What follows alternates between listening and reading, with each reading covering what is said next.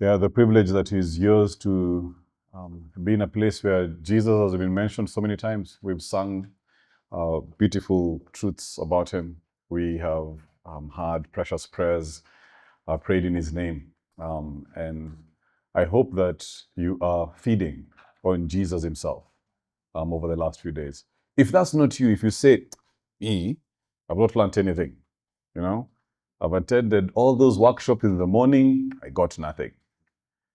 You know, I have done the solo time, I got nothing. I've sung all these songs, got nothing. I came for the evening sessions, morning sessions, got nothing.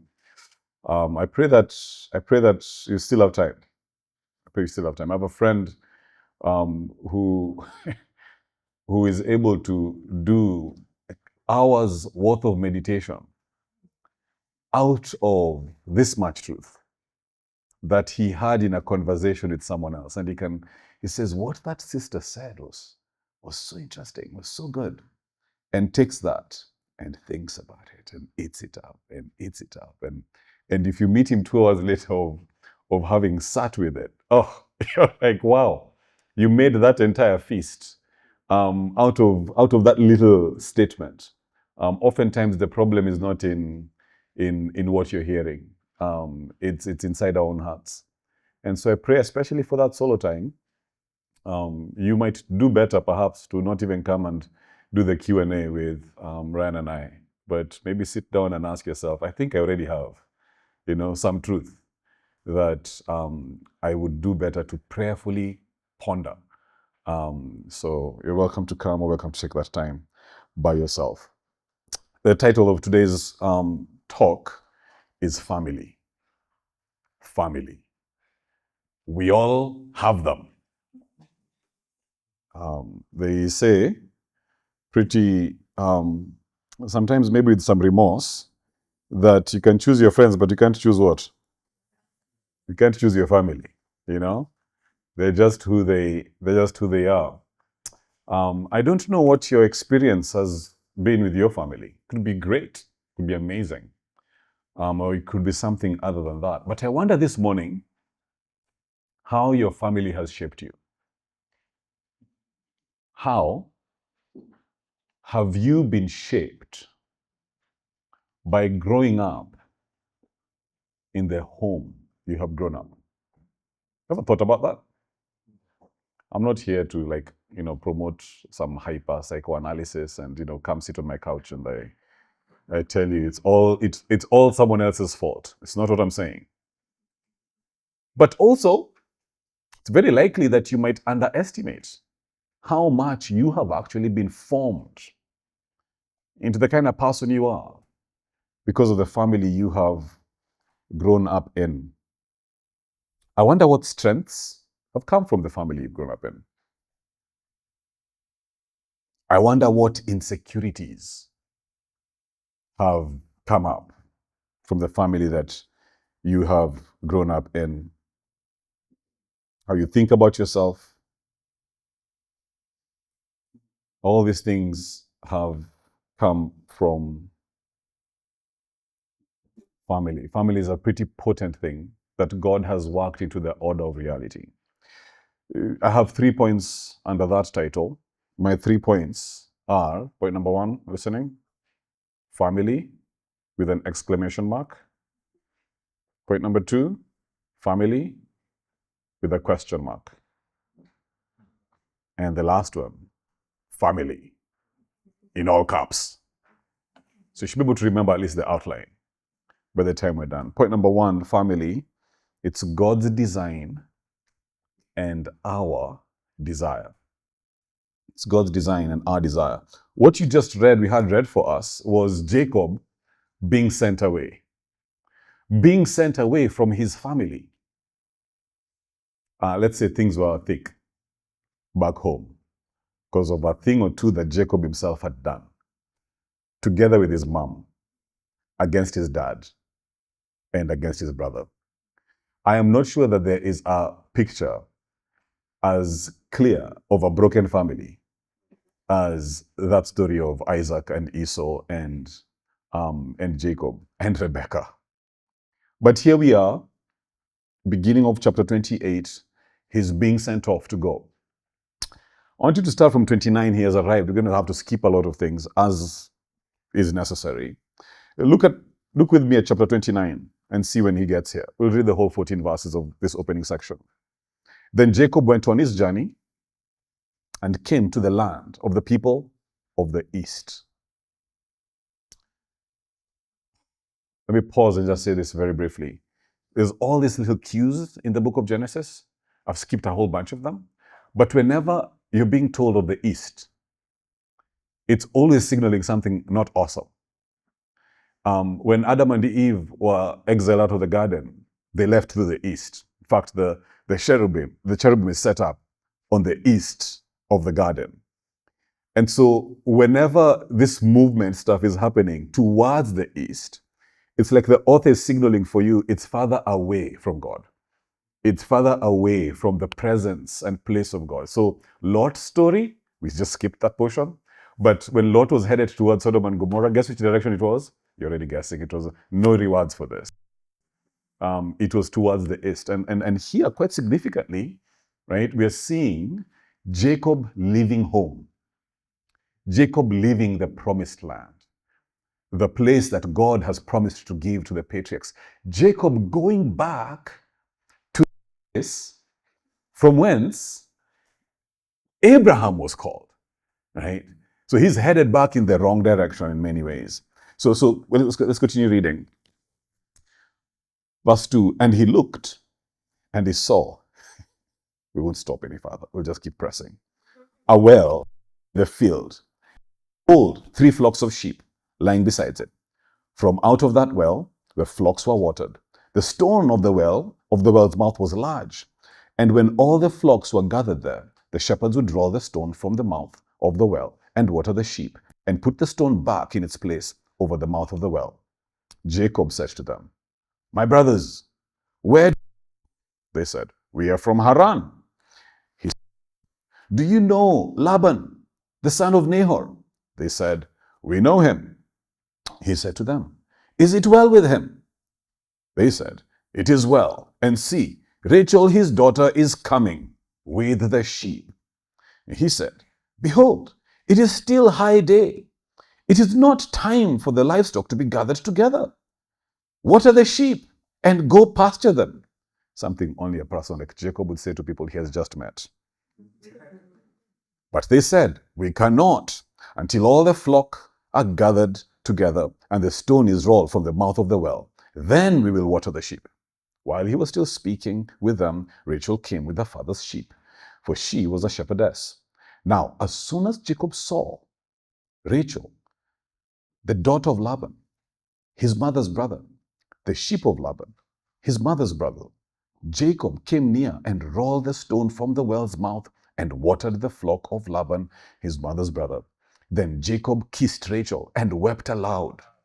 And Jacob told Rachel that he was his father's kinsman and that he was Rebekah's son. And she ran and told her father. As soon as Laban heard the news about Jacob, his sister's son, he ran to meet him and embraced him and kissed him and brought him into his house. Jacob told Laban all these things. And Laban said to him, surely you're bone of my bones, and stayed with him a month. Family, God's design and our desire, you cannot escape it. Are you seeing Mr. Jacob here? He's had a rough start to life. He's come from a home where his dad didn't like him. Maybe that's too strong. At least he liked Esau more. Might have been good if he liked Esau for very good reasons, but he liked Esau because he liked meat. Which just gives you a little window into how messed up that family was. I have 2 sons. This one is my favorite. Why? Because I enjoy meat. He makes me the kind of meat that I love. So you're clearly number 2 because you don't give me meat. I don't know what other drama comes out of a home like that. But Jacob comes here, and you can see that this boy desires family. And the author quite clearly wants us to see that family is the big deal when he gets here. Did you catch all of the different references to family? It's too many of them. You can't skip them. Look at verse 9 again, right? Rachel is coming not just with sheep, but with who? Her father's sheep. Verse 10, now who's Rachel? Now, as soon as Jacob saw Rachel, the daughter of Laban, his mother's, and the sheep of Laban, then we repeat again. What? His mother's brother. You see the emphasis? Laban is his mother's brother. Laban is his mother's brother, his mother's brother, his mother's brother. Like when you're writing, don't do this. Right? Because it's like you already told us. We have not forgotten, right, that Laban is Rebekah's brother. But Moses here is wanting to highlight the fact that Laban in many ways is beginning to loom very large as this father figure for Mr. Jacob. And that's going to be very clear the more you press on in the rest of this portion. So his mother's brother, his mother's brother. But it's not just that. It's Rachel as well. And this man sees Rachel, right? And he kisses her and he weeps. And we should think here of a familial greeting, right? A warm greeting, as would be typical in this culture, as you see later on Laban himself kissing Jacob. It's a warm embrace, and Jacob just breaks down and cries. Something is going on in this young man, eh?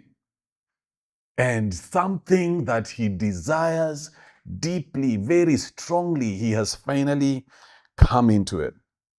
He has found family. That one behind him is broken.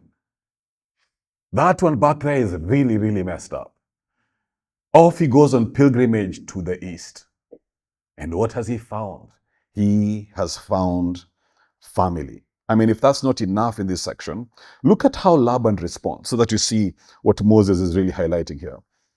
Verse 13, as soon as Laban heard the news about Jacob, his sister's son, he just keeps repeating and repeating and repeating. We are tight.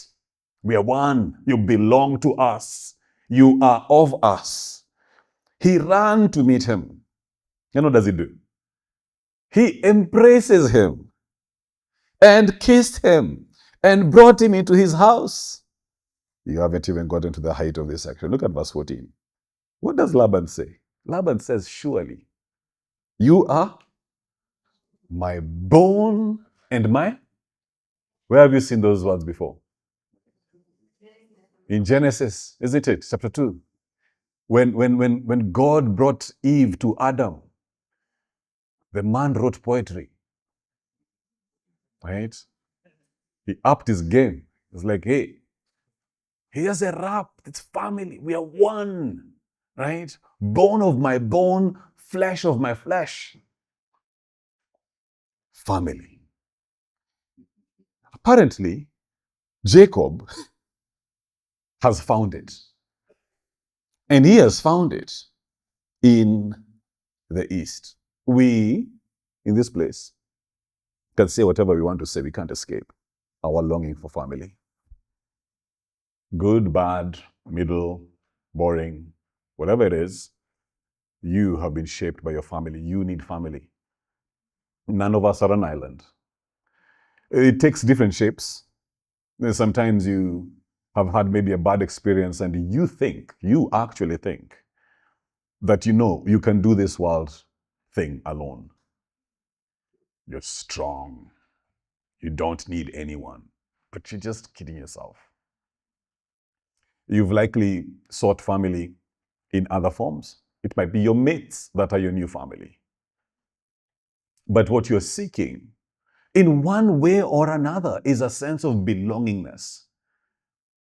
That here I fit in. Here I'm wanted, I'm loved, these are my people. We cannot be able to ignore it. And you're seeing that from the very design of the garden. It's very interesting when you think about the plan of God in that little prototype. That family is at the very center of it. Did you notice that? This kingdom that God is going to give to his son is all coming from Adam and Eve. And the way it is actually populated is through their procreation.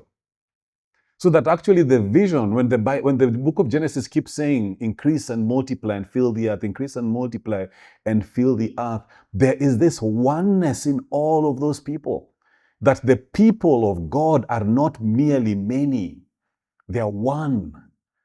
They are family. That is actually God's design. And God has seen that what has actually spread is Nimrod-like, so to say. Right? It defies him and denies him. But he has purposed in Abraham to create a new family. Through him, all the families of the earth will be blessed. He indeed is rightly Father Abraham. But Jacob's experience in that family has not been good. Has not been good. It's been hard. And Jacob is now running away from God's ordained family, the descendants of Abraham. And he is going to find belongingness, wholeness, love, away from God's ordained family. And here he has found Laban, and he's looking at Laban as his new father, right? And he's been told by Laban, you are ours. Come on in. You belong to us. And he feels at home. I don't know where you have found family or where you feel at home. But I pray that as we are continuing to read here, that the Lord will speak to you clearly and point you to the love that he is inviting you into. Look at point number 2, family question mark. This story, sadly, I know you're anticipating. You wish it had said, and they lived happily ever after that section, but it does not. It continues on. I'll just read a small portion. You'll have to kind of keep skipping from here. Where it says, then Laban said to Jacob, because you're my what? Because you're my kinsman, you see, family. Because you belong to us. Because you're my kinsman, should you therefore serve me for nothing? Tell me, what should your wages be? Huh? It's good, huh?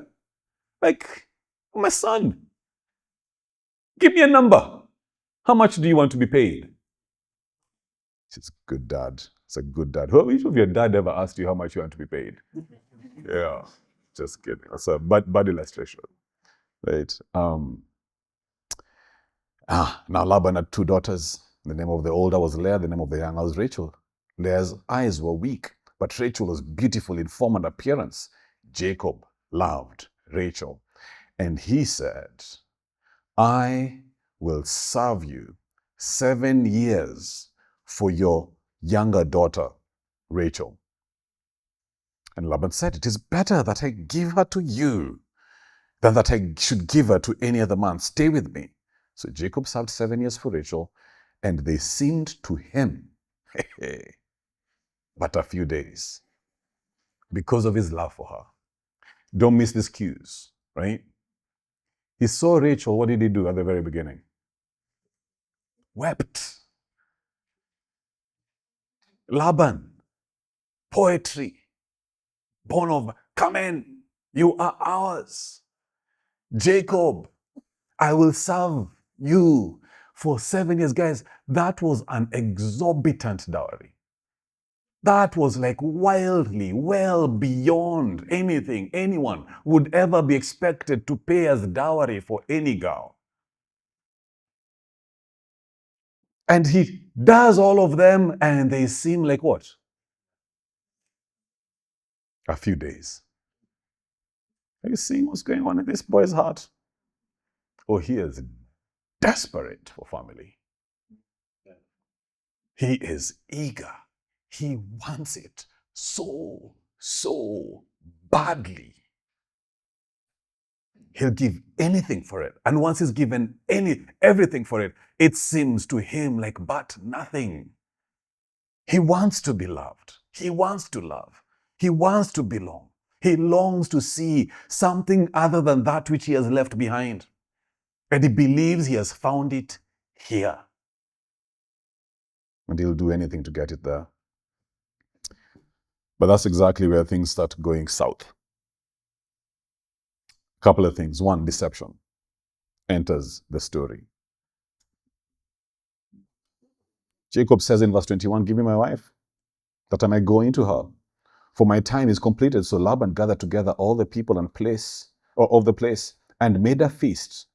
Verse 23, but in the evening he took his daughter Leah and brought her to Jacob, and he went into her. Laban gave his female servant Zilpah to his daughter Leah to be her servant. And in the morning, behold, it was Leah. Deceived. Deceived by who? By the guy who was writing poetry. Deceived by who? By his dad. His new dad. What he really, really, really, really longed for, he's been cheated of it. And instead, he's received something else. Tim Keller has a very good line for this particular portion. He says, in the morning, it's always Leah. When you have traded your soul for that thing you really believe this is what will complete me, and you work so hard and it seems like nothing, and you enter into possession of it, in the morning when you look, it's always Leah. What you thought it was going to be, it never, ever, ever, ever is. Marketing and advertising will never tell you that. What's interesting with all of this is this whole deception Jacob is experiencing. I don't know if he remembers, but this story sounds very much like himself. The name Jacob. The name Jacob actually means cheater. Don't know how you name kids here in Zululand. But there, they just call you whatever you are, There's no flattery. Clearly, there's no flattery here in the Hebrew language. No, don't think that's what it means. What's interesting with Jacob is when Jacob was born, what was he doing? Someone tell me what he was doing. Jacob came in first or second? He came out second, and he didn't just come out second. He came out doing what? Holding the heel of his. It's almost like he came out bruising the heel of his brother. Who in the scripture were we told was going to bruise the heel? Serpent. The imagery being given of Jacob, I was like, man, is super close to that deceiver. And the way he grows up and actually operates looks very much like that deceiver, but now he's on the receiving end of it. Laban's family is broken. The family from which he grew up was broken. And that brokenness is not just in his family, as you might like to think that brokenness is right here. Families are broken because people are. Whilst we might want to think of ourselves primarily, fundamentally as victims, and this is not to remove the fact that crimes have been done in families that are wrong, and actually that is a reality, right? But in the eyes of God, at the end of the day, all of us are broken. And that's what's going on here with Mr. Jacob. The rest of the story continues on in very similar ways. If you look at the family that emerges out of Jacob here, it's marked with desperation. Just read a few verses and see how quickly this story spirals. I mean, it looks so amazing, didn't it? Like it was set up like a movie, like everything. The suns were setting, the scenes looked so good, everybody was smiling. It looked like the dream life, And then immediately, if it's a movie, you change into minor tone, minor key, like this, everything is dark. Deception happens there and desperation comes in. Look at 29 verse 31 and how this story starts sinking very, very quickly, right? So already you're already seeing who Jacob prefers. And then verse 31 there says, when the Lord saw that Leah was hated. It's fast. Leah was what? Was hated. And like, what kind of a home is this now? Hatred is what's there, right? And what Jacob is doing is is showing favoritism now, right? Rachel more than Leah. If you look back, is there favoritism that has been displayed already, right? That was exactly his upbringing. It's exactly how he grew up. I don't know what Jacob was saying. He will never be like his dad, very likely, I'm pretty sure. Most of us say things like that. And very, very quickly, he's beginning to manifest the very things he hated so much about his dad, and they're beginning to characterize his own family. And it's a cycle of brokenness, right? This has been happening here, and it's continuing to happen over here. And then things get really sad, right? Leah is looking for love. And she thinks the way she'll be loved is by getting babies. So she conceives and she says, look at her in verse 32, because the Lord has looked upon my affliction, for now my husband will do what? Will love me. Look at verse 34 again, right? She conceived and bore another son, right? And said, now, this time, my husband will be attached to me, because I've given him 3 sons, desperate for love in the family and feeling like she's not getting it. Maybe Rachel is the one whose love she's doing okay, right? Look at 30 verse 1. When Rachel saw that she bore Jacob no children, she did what? What a family.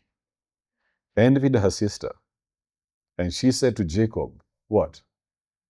Give me children lest I die. I mean, this is emptiness right here. It looked like everything at the very beginning. One big kumbaya family. But it's showing in its emptiness. You're looking for joy in a broken system. You're trying to get out of this world. Something you have made for yourself. What you are only meant to get from God. But think again about where Jacob came from. Don't forget. Maintain that critical mind in the back of your head going like, hey, this is bad, but man, where he came from. That so-called family of God, right? Was that any better? Those are questions you should be asking yourself, right? Because that was home. He's run away from God's place. He's run away from God's people, and he thought he had attained family, and clearly not. Right? Deception, desperation, despair is what is marking this family. And what you have with this whole story, we'll skip quite a few verses. You have Laban's deception, Leah and Rachel's desperation, right, and despair. And then it ends with this long section on Laban's deception again. Dad of the year, right here, right? And verse 35, the guy who came and asked, hey, how much do you want to get paid? The son comes to him, right? In chapter 30 verse 25 to 36, and they strike a good deal, right? So this is what will happen, right? This kind of flock will be yours, this kind of flock will be mine. And Jacob says, let the Lord honor my, right? Let the Lord honor my work. My honesty will answer for me, right? And as soon as they strike that deal, look at verse 35, what it says. But Laban that day removed the male goats that were striped and spotted, and all the female goats. So it's like, oh, we've agreed. Those will be the ones that Jacob gets. So what does Laban do? He goes through all of his flock and takes all the ones that have potential of bearing, other smaller goats that are of that type, and removes them. Because he's so interested in fairness. Laban continues to exploit his son, his nephew, you could say, And these cultures, again, I keep saying, don't mess up, don't diminish your African culture. Some of these ideas are so important. I don't know if it's the case here.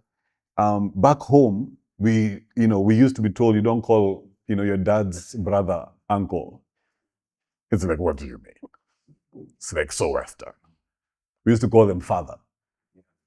And so it's like all your uncles were your dads, And so we just used to say in Swahili, we say, older dad if he's an older uncle, or smaller dad if he's a younger. And that the idea here is a very strong one of Laban is acting as a father towards Jacob in that regard, but really exploiting him as he's seeking to do so. Jacob, by the time all of this is done, is left high and dry. Laban is no better than Isaac. He has exploited him from the very first time that they had met. Leah is inside there, longing to be loved, constantly wondering why Jacob does not look at her the way he looks at Rachel. Every day, it's a longing for family for all of them. Rachel herself is looking at her inability to get children. She dies. It's a very interesting image, isn't it? She's so desperate at the beginning that she says, give me children lest I what? It's how she died, actually. Right? I mean, this is not life as it was meant to be. Family is broken. I don't know where you're at. I don't know what part of the journey you're in right now. I will not ask whether you long for belongingness. I know you long for belongingness. Because you were made for it. You were made for it. And I don't care if your family was actually really amazing in that regard. I'm so happy for that. But I know that the kind of belongingness you were made for surpasses anything even the greatest of families could ever have given to you. So I still wonder where you're seeking for it. And I don't know if you're at a point of weeping at the well.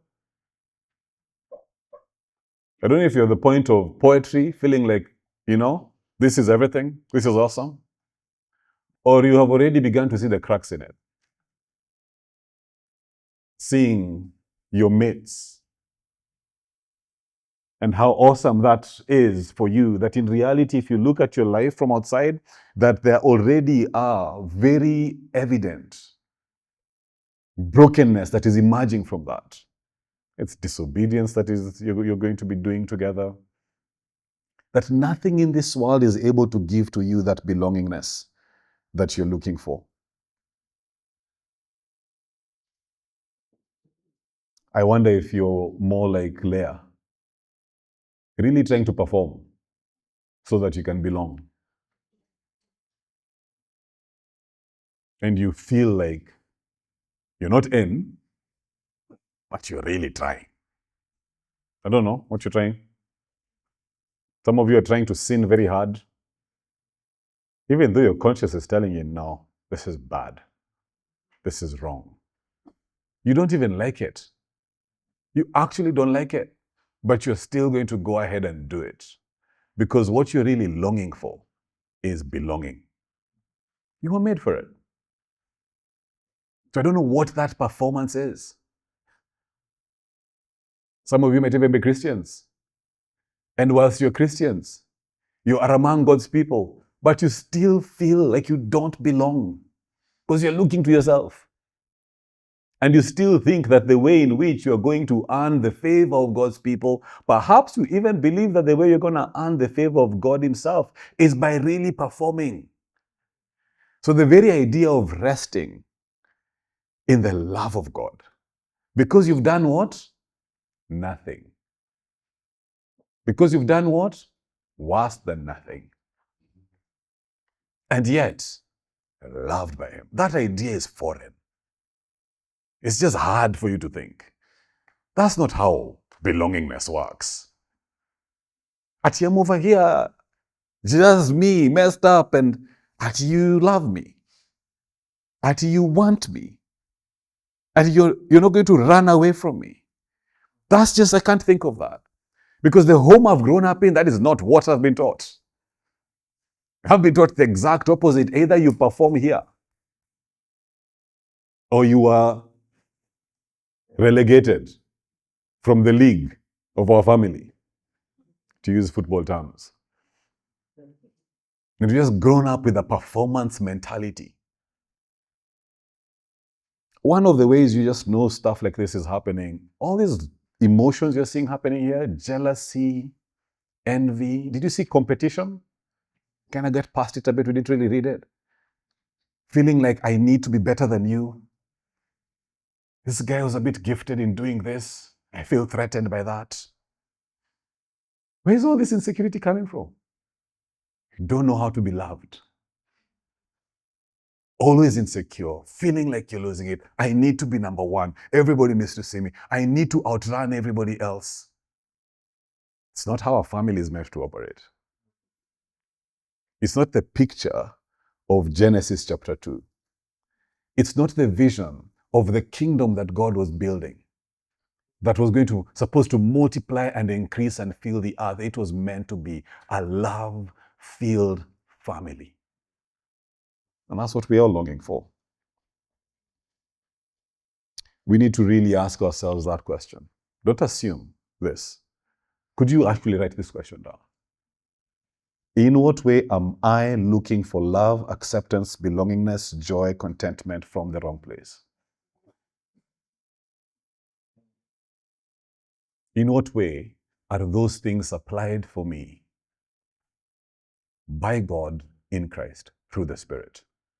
That can be a good stuff like this. Listen, if I did my own homework, you see this homework I'm giving you. If I have a book in my bag, I call it my big red book. I should show you if I carry my bag. Right? I enjoy my big red book. When I get my Monday mornings and I feel like I can do some of this work, I take my big red book, not my iPad, and my pen, and I write a question like that up there, and you just prayerfully begin answering it. And sometimes you find things that are surprising, like, you know what, I think this last week I've kind of been looking for that. You know, in my friend here, or in that particular person there, right? And in some cases, you might find particular tendencies where you just go like, you know what, I'm especially needing to be on the guard when it comes to this particular thing because of actually this thing in my past, right? And going like, but I cannot do the Jacob thing. I must turn away from that and know that I can only find this in Christ. Look at the last point here, and that's new family. What's interesting with stories of the Bible, and you'll notice this especially in narratives, in some narratives, right, God just goes absent. You just notice, you're like, hey, this is the Bible. I have not seen God mentioned in a couple of chapters. What's going on? Normally an indication of things are not going the way they're supposed to be going. This is very similar to that. Jacob seems to be having such a great time. And you haven't heard anywhere that, and God gave to him Rachel, and God settled him in the land. And God, no. This is just Jacob building family for himself. But God comes back into this story. Chapter 31 and verse 1. Now Jacob heard that the sons of Laban were saying, Jacob has taken all that was our father's, and from what was our father's, he has gained all his wealth. What begins to happen from 31 going downwards is you begin to see, you remember up there where Laban was calling Jacob his kinsman, right? And was saying, basically, we are of the same bone and flesh.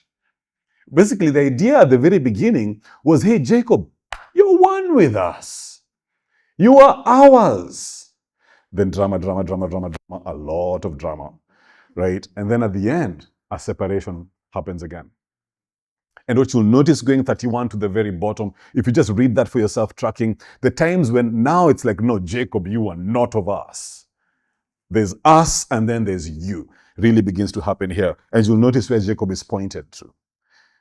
Verse 2, and Jacob saw that Laban did not regard him with favor as before. Then the Lord said to Jacob, return to the land of your what? Of your fathers. It doesn't stop there. And to your what? And to your kindred. And I will be with you. This is important, guys. You know why? Because of Genesis 12, 1-3. Through whom will the earth be blessed? Abraham. And only through Abraham will the world be blessed. Jacob has left Abraham's home, so to say. He has gone east away from the land promised to Abraham. And he has sought to find himself there. But now he's being told, no, go back to the land of your fathers. Abraham, and then Isaac, and now here's Jacob. And go back to your kindred. The promise I have given, this promised seed, is going to come from this family. It's going to not come from Laban's family. It's going to come from Abraham's line. And that will go on and on. And so if you just highlight the ideas here of father or kindred, guys, they're everywhere. Verse 4, I see that your father, talking to his wives, but the God of my father, verse 5, you know I have served your father, verse 9, thus God has taken away the livestock of your father and given them to me. Blessing comes from God. Let's highlight this here. What you'll find Jacob was doing while he was there, and this includes his family, is they were all trying to obtain blessing illegitimately. Instead of trusting and waiting on God, seeing and taking it. That illegitimate access to the blessing. And so what God is teaching him here is, I've taken care of you while you were there. It's not you who took care of yourself. I took care of you. Jacob, as well in this story, or rather, what is going on in this particular portion is, in contrast to believing that it's God who takes care of them, you'll notice that the wives have been instead manipulating to gain it. There has been negotiations to gain it. There's even this idea of superstition. You saw that whole story of Jacob putting, we skipped all of it, right? Jacob taking some sticks and putting them in the water and believing that, if, while they're drinking and the sticks are there, then they're going to give birth to... Does that sound like trusting in God? It's not trusting in God. That's just mysticism and superstition, right? So you're having all this activity happening that is the opposite of trusting in God. And what God does when he comes is he says, I'm the one who took care of you. I'm the one who caused your goats and your sheep to multiply. It is me, nothing else. The last thing maybe to notice here is how in this story, and especially how it develops, you can map the story of Israel in the Exodus right on top of this. What happens when Jacob decides to take his wives and his children and go off? What happens? Laban does what? Laban starts to follow him, right? And if you mirror that story, it looks like exactly the story of the children of God whom God meets in Egypt, and he tells them to return back to the land of their fathers. And as they're leaving to go back to the land of their fathers, they leave with all these possessions. And as they're running with all these possessions, who comes after them? Pharaoh comes after them with all of his stuff, and he eventually catches up with them.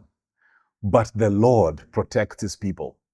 And actually, they're able to safely make it back to the promised land as God called them to. What is the whole thing that the original reader of this is looking at this particular story and supposed to see? They're supposed to see their own story. They're supposed to look and say, yeah, the Lord took care of us in Egypt. We came few, 70. It repeats it again at the beginning of Exodus. But whilst they were away there from the promised land, they increased in number, just like Jacob increased in number. And when they left, they did not leave empty-handed. They went back home full because the Lord took care of them and blessed them and actually brought them back to that place. Here's a point for us. And this is what Moses is seeking to really protect his people from. Do not misidentify where that goodness has come from. It has come from God. Do not take that which you have received from God and begin to give credit to some superstitious ideas. You know, the reason I got this is because I did this or I did that. No. You know, the reason I did this because I really negotiated. No. Or to think that you can steal it and actually gain it. No. Go into that promised land with your eyes singularly fixed on God. Blessing will come only from Him, never outside of Him. Sometimes being inside of Him, within His will, it is hard. It is really, really, really, really hard. And yet, even in those times, especially in those times, when you know that you're within the will of God and you look outside of the will of God and you think it will be so much easier if I just step out of the will of God. I can fix this by just disobeying God and getting some ease. You're lying to yourself. That's application to us today. We know that this kingdom that is like a family was ultimately accomplished by Jesus himself. Because Israel, whilst it was called to point to that reality, it was never that reality. The author of the book of Genesis is painfully honest with the failures of God's people. Painfully honest. He will continue to describe God's people in language that sounds like they are the seed of the serpent, so that they never boast in who they are in and of themselves, so that they never think that it is because of their racial pedigree that they have been blessed. They are meant to look at themselves and even look at Pharaoh himself and see that the same seed that is in Pharaoh is the same seed that is in us. We need help. You need help. You have grown up in a good family, it cannot save you. You have grown up in a heartbroken family, it is not the end of you. The ultimate family that we were called to belong to is the one that is prototyped in chapter 2. A family that would increase and multiply and fill the earth. That would know and be filled with that love of God. Abraham did not accomplish that by simply getting kids. You can tell that by looking at his kid Isaac. Yeah, he was not a model dad. Let's just put it mildly and say that. This was not the answer. The answer was ultimately in the Father sending his Son to come and to die for wretches such as us and to invite us into a relationship with himself. Do you know the height of the book of Romans? The height of understanding the gospel. Do you want to know if you really understand the gospel in your soul? It's when you speak to the God of the heavens and the earth. And you don't refer to him with very technical, reformed, complicated language. But you're able to call him what? Father. You're able to call him Father. And not just Father, because I can say the word Father, I know how to spell it. If you tell me, say Father, I'll say Father. In fact, I could say, I will stop praying and saying God, and now I'll be praying and saying Father. But the same fear is in your heart. The same uncertainty is in your heart. The same performing to impress him is in your heart. No, the work of the gospel that tells us that Christ has done it all, that he has loved you, that he has drawn you to relationship with him. When you believe it, you are able to say, Father, I know all fear is gone. I know you're not mad at me. All your wrath was emptied out. And the rest of the story of your Christian life, if I want to boil it down to a particular phrase, I'll say it is all about deepening your communion with the Father, in the Son, through the Spirit. Learning to talk to him. Growing in understanding that you are accepted by him. Getting to a point where you're seeking to kill sin or walk in obedience is because of love. He loves me so much. I am so eager to do something back. Out of love, it's a loving relationship. It's not a performing relationship like Leah and Rachel. Church? Church. No, this is MYC. Church is on Sunday next week. When you're competing with each other, when you're envying one another, when you're jealous, there's something that's still missing. You're looking for affirmation from one another. You're looking for glory from each other. What you need the most is not just to stop it. You can't. You are made for love. You are made for belongingness. What you need is to look up to heaven and realize the Father has sent the Son to bring you into relationship with Him, and that is what you are made for.